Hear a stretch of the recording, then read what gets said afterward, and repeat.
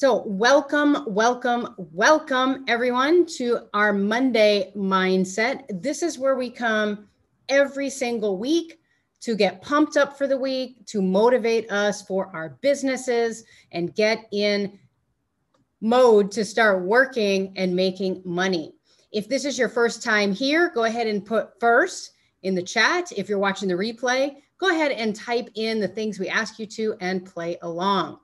If you want to get SMS messages, please type SMS into the chat as well, and we will get you hooked up and get you into the SMS notification. We don't bug you. Essentially what we do is we will give you a 10-minute reminder about 10 minutes before we start every Monday. So in case you forget, you can jump on in. So that's the only reason you would jump in. And Tammy, I saw you first time here. Welcome. Good to have you. So on the Monday Mindset, we typically have a topic and we're trying to get you motivated to start working in your businesses. This week, we've opened it up, which we do every 4 to 6 weeks, to just open it up for Q&A, answering any question you might have, or sometimes we do a QA on a specific topic. And today was no holds bar, ask me anything about anything, and we are going to go ahead and grab any of the questions that you guys might have this week. Now, before we get started, remember, to change your business, you have to change your mind. You have to get in the right mindset. We cannot be workers in our business. Otherwise, we just have a job. We have to be business leaders, business owners, and in our program, what we like to call CXO, where X stands for everything you want in life.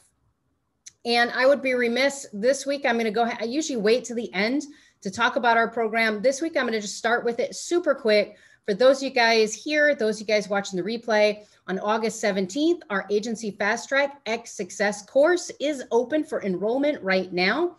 And you can go to agencyfasttrack.com/AFTX success if you'd like to get enrolled, or you can reach out to me for a strategy session. We'll talk about it, make sure it's a good fit for you. If you want to do that, just type strategy in the comments. If you're watching the replay, type strategy there. So without further ado, let me get to your burning questions. And I'm going to go look in the Facebook group first, and I'm going to go ahead and answer the questions in the Facebook group in the order we receive them. So if you happen to see the post, if you didn't, go take a look. The first question we got was from none other than Colette herself, who asked what I was drinking. And if you haven't seen, go look at that. I was sitting there drinking a lovely drink. That picture's from the Animal Kingdom, the little section called Pandora there. And they have these lovely Moira frozen margaritas with dinosaur eggs, so to speak, on top, or banshee eggs, I should say. And they're just simply yummy, but it's basically a frozen margarita with a whole lot of color and flair. So that's what I was drinking in that shot. The next question was from Lee Witcher, who asked, what are the benefits to scaling fast versus scaling slow? Well, Lee, there's two answers to that, right? Obviously, there are benefits to both, and then there are downsides to both. So I don't think one versus the other is the right or wrong way to go. When you scale fast, what'll end up happening is you obviously make more money quicker, you get a bigger business quicker, but it's also going to come with a lot of problems quicker as well. So for instance, when I started my business, I literally just went after sales. I just didn't stop. And I kept bringing in more into the company.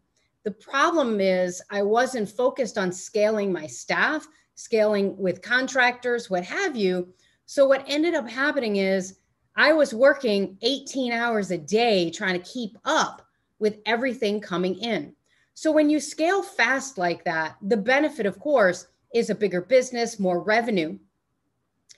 The downside is if you're not paying attention or if you're not reinvesting that money, you literally can get so bogged down that instead of what you think is forward progress, you're actually not making as much progress as if you scaled slower.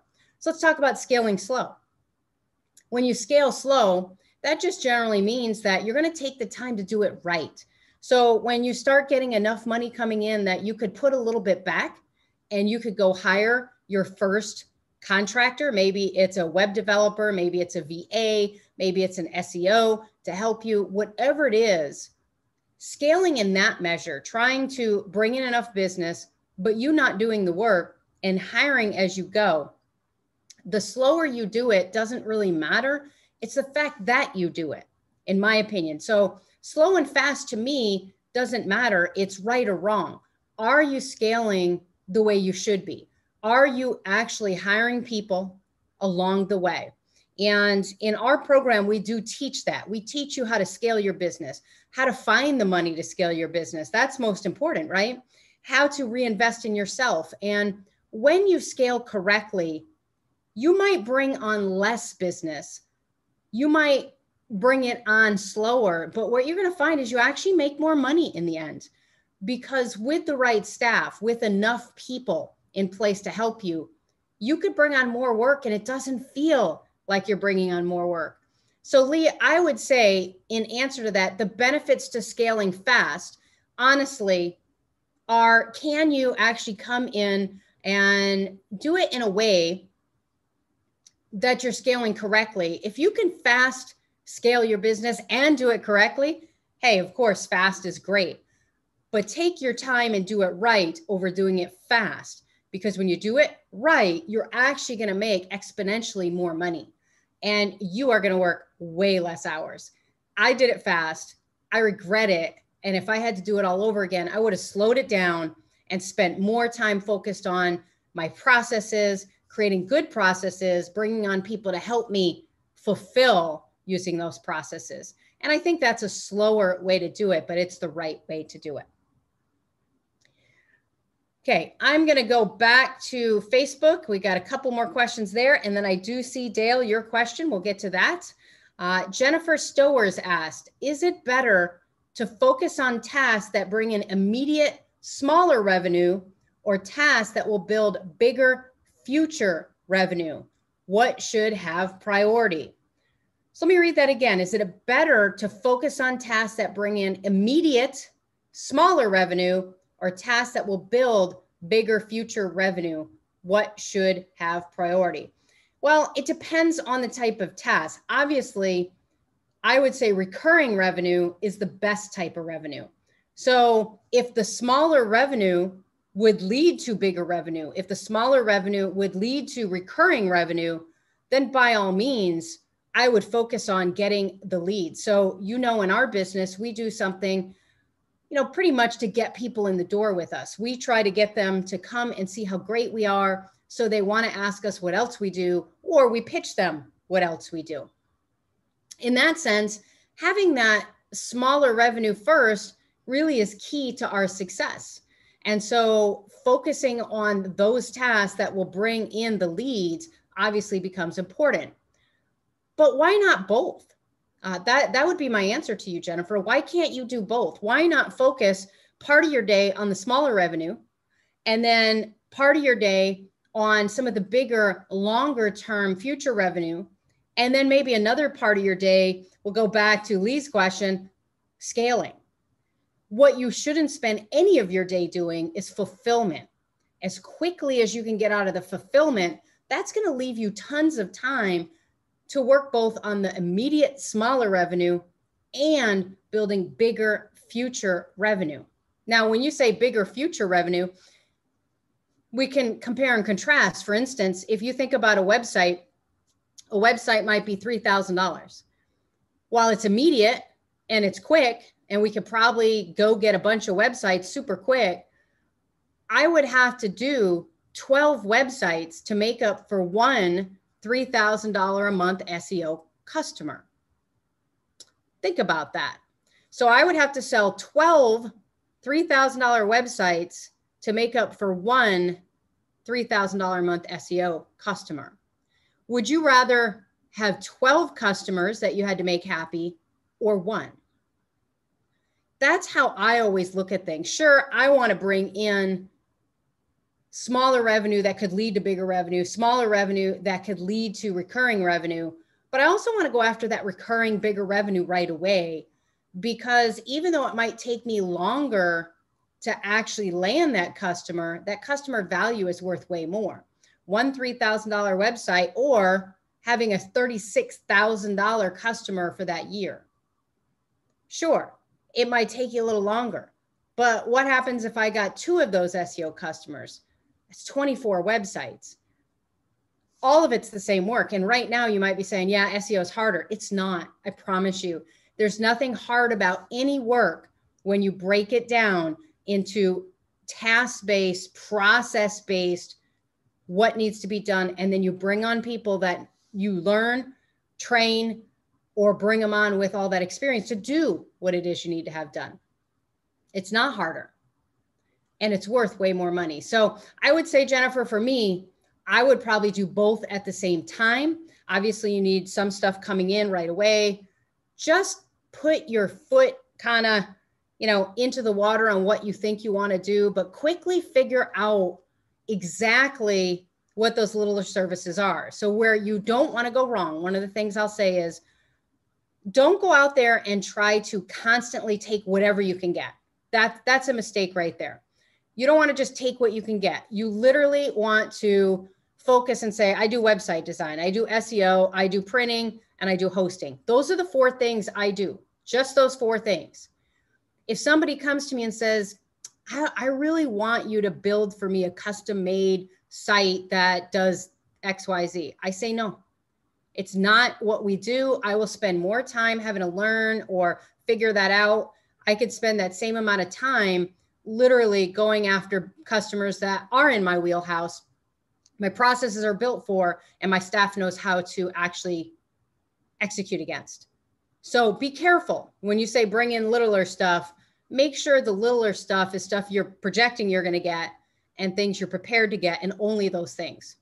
One of the biggest mistakes I made in the beginning was if somebody offered me money, I took it and then found a way to figure out, right? Found a way to figure out. You don't want to do that. I promise you, you don't want to do that. It just wasted a ton of my time. Good question. Let me jump back over there. And I know we had one more that I saw, and then I'll refresh and make sure nothing else came in. Okay, Colin asked, how do you find good VAs to help with SEO? Great question. So I'm going to start with just how do you find good virtual assistants, right? Or how do you find good help? Well, knowing exactly what you want that help to do is key. And so if you say, I want to find a good VA or a good contractor or good help to help me with SEO, what exactly in SEO do you want?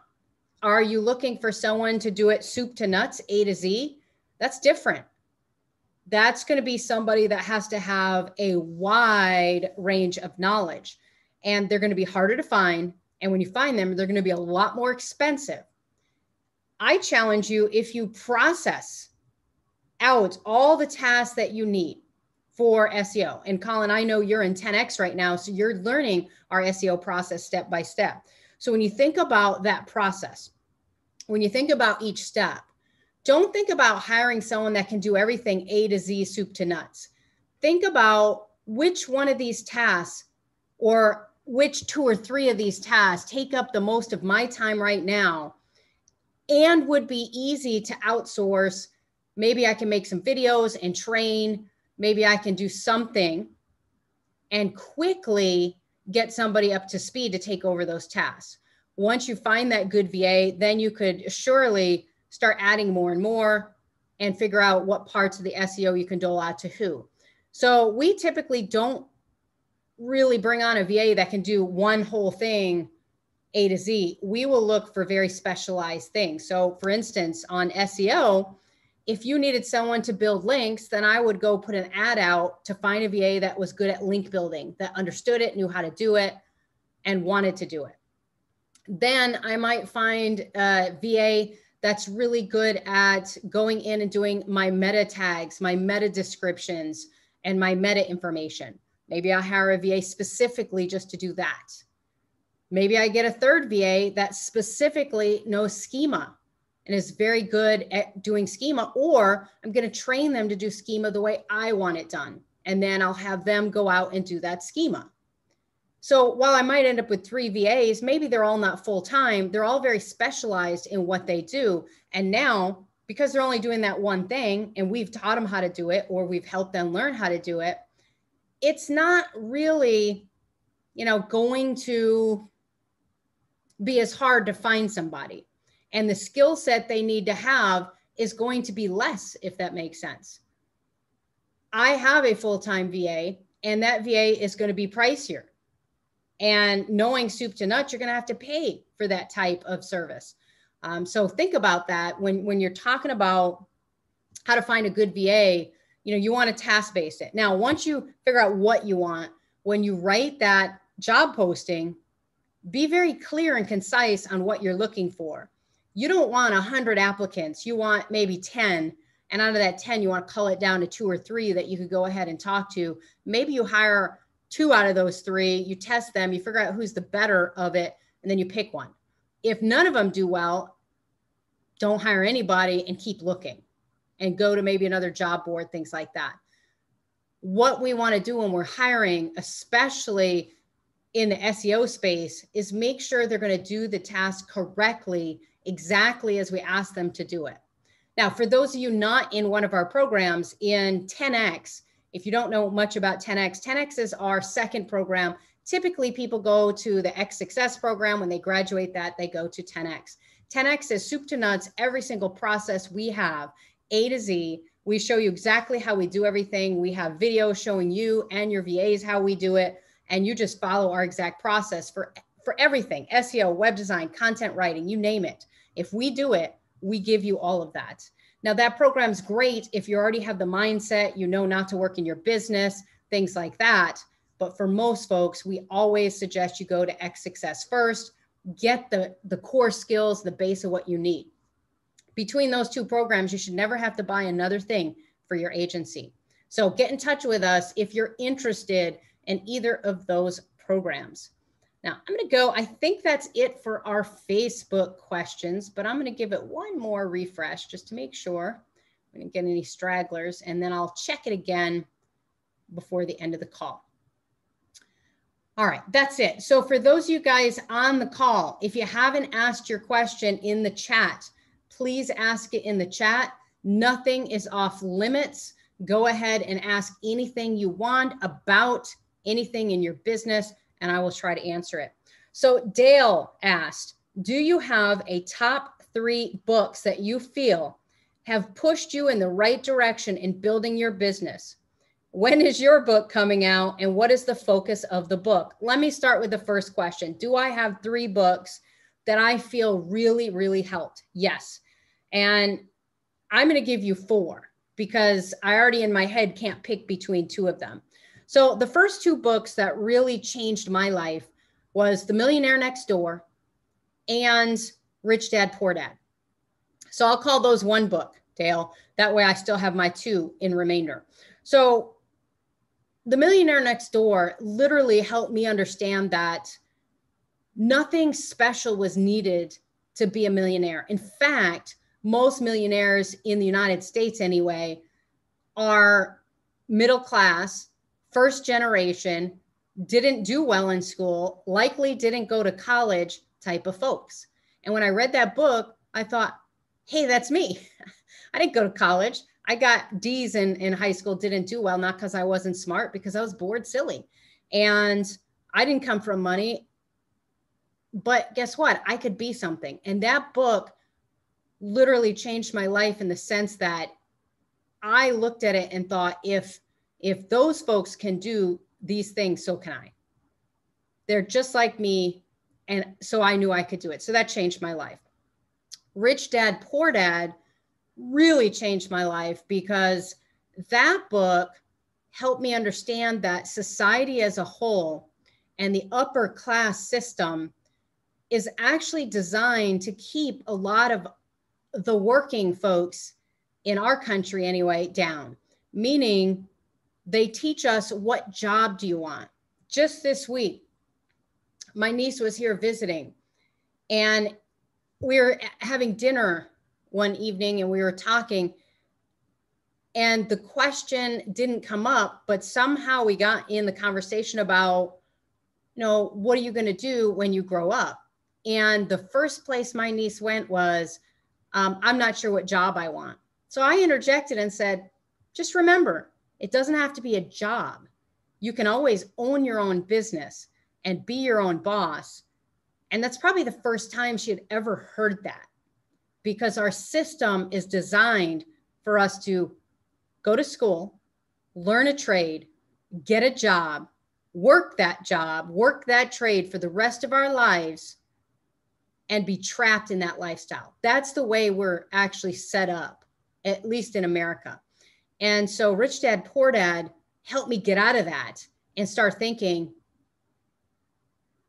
you'll never have anything. You can go play the lottery and hope to win millions of dollars, or you can go make that happen on your own and get out of the system, the cycle of working for someone else, which I hope everyone watching this has done. You've gone out there and literally changed your life, and you're about to either make it big, or you have made it big, or you're trying to make it big. Big to you is subjective. I'm not going to tell you what that means, but getting out of the job, being able to live the life you want to live. I took off most of last week to spend time with my niece. My business ran without me. Everything ran without me just fine. That's the goal, right? If I had a job, I would have to take vacation. I would have had to work crazy hours before, crazy hours after. So Rich Dad, Poor Dad, hands down, was the second book. Two more. One is called The One Thing, Dale. The One Thing helped me personally, because when I get overwhelmed, I shut down. If there's too much on my plate, I shut down. If I get stressed, I shut down. It's just who I am. And I had to recognize that. So this book taught me to get up in the morning and say, what's the one thing that's like, it's bugging me. It's in my head. It's the most important thing. It's a thing that needs to get done. What is that one thing? And then go do that one thing right now. Go do it.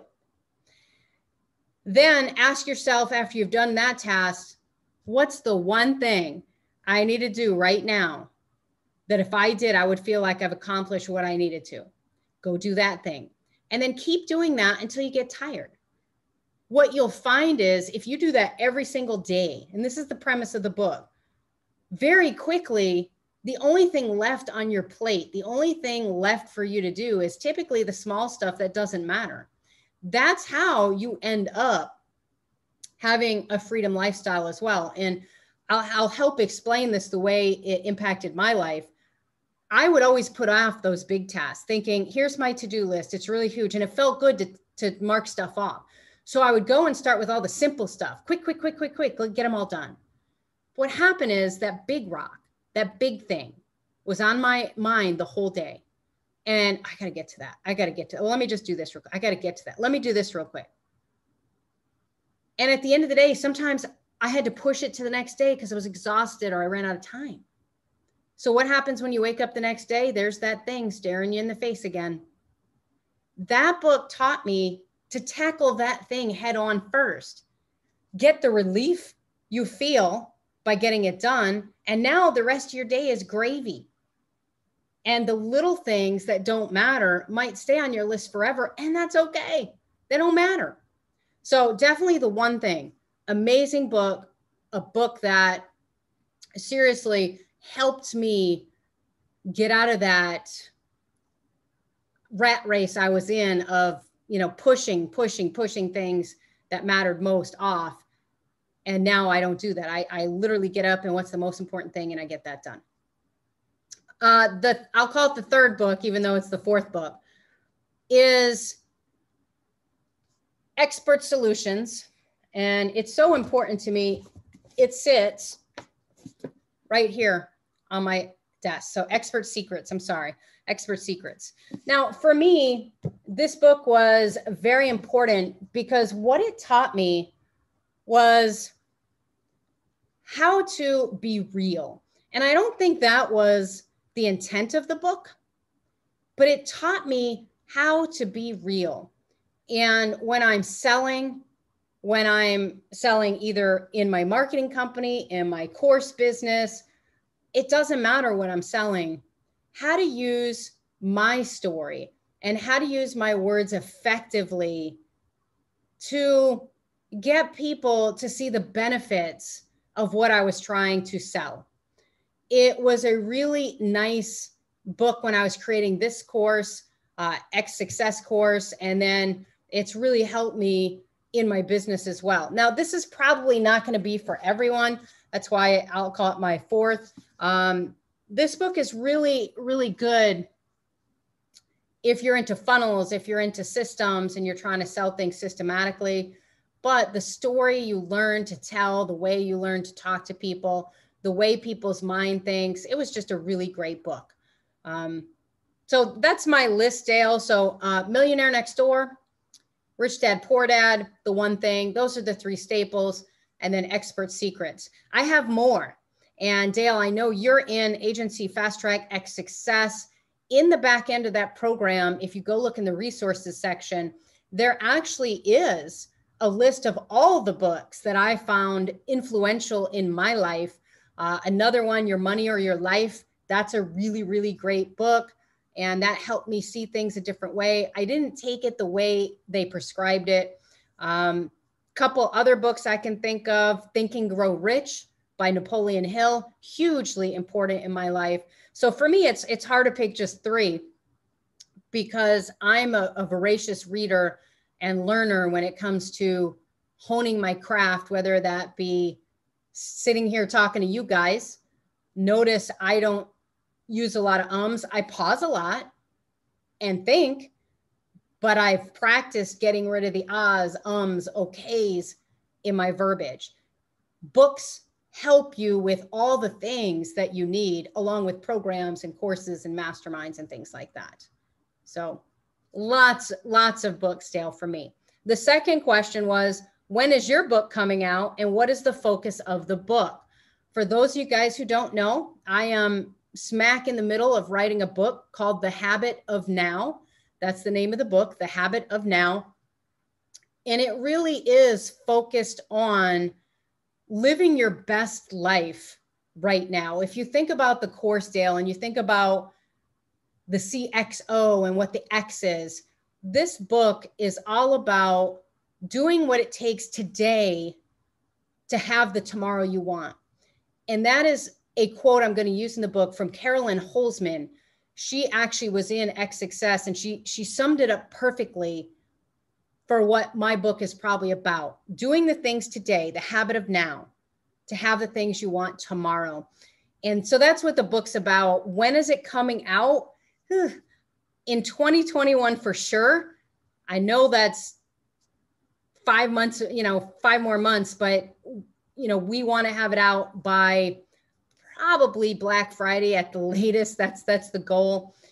I'm trying to finish writing it, and then it has to go to editing. So it's a lofty goal. If for some reason I don't get it out in 2021, I would rather it be the best book than quick.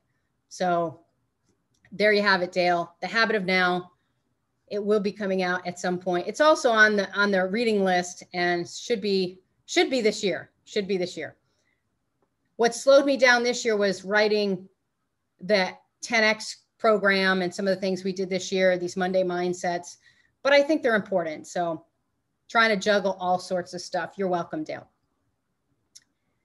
Okay, I'm going to go back. I don't see any more comments in the chat. So if you have a question, doesn't matter what it is, ask anything. Go ahead and put it in the chat and I'll certainly try to answer it. I'm going to go back to our Facebook and see if anybody over there is asking any questions. And I don't see any. Last time we did this, I missed some because I didn't open up all the comments and all that. And my apologies, I should have put this notification out on Friday. I thought I had it auto-scheduled and I didn't. So that is totally my fault for not having this out. I literally put it out first thing this morning. So we didn't have a whole lot of time to gather questions. That's okay. We're already 35 minutes in and I like to keep these to about 40 minutes. So I know one of the questions I get all the time, something I get all the time that I'll go ahead and just talk about is, when it comes to selling services, is there any service that's better than the other?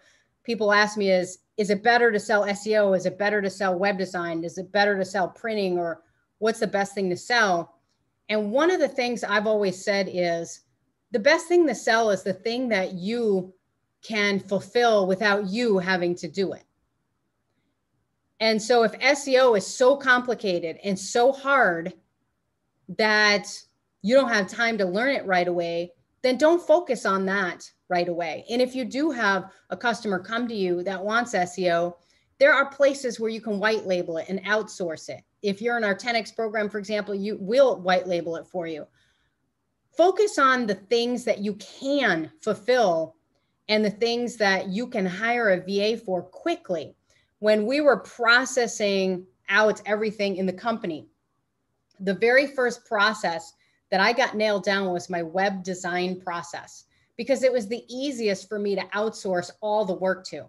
I could get a writer, a graphic designer, and a developer and get all that stuff done. So that's the very first thing I did. Does that mean that I focus heavily on selling websites? Not necessarily, but I do sell a lot of websites.